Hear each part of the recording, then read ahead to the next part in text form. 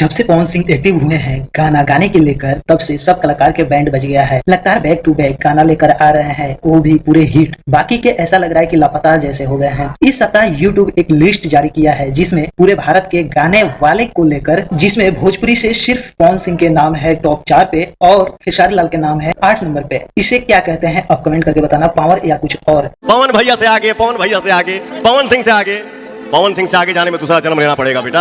अब देखिए, top song के बारे में बात करेंगे तो इसमें खेसारी लाल के दूर दूर तक रिश्ता नहीं है। तो अगर आप खेसारी लाल के फैंस हैं तो नाराज मत होना, और सिर्फ पवन सिंह के दबदबा है। आप खुद देख लीजिए, 3, 4, 6 ये सब नंबर पवन सिंह के गाने से भर चुका है। यहाँ तक कि एक गाना बहुत ही पुराना है जो कि हरी हरी ओढ़नी, वो नंबर 4 पे अभी भी बज रहा है। मान के चलिए कल को अगर खेसारी लाल 2-3 नंबर ला ही लेते हैं बहुत मेहनत करने के बाद, तो इससे पवन सिंह के पावर तो कम नहीं होगा, झमकावला से हुई।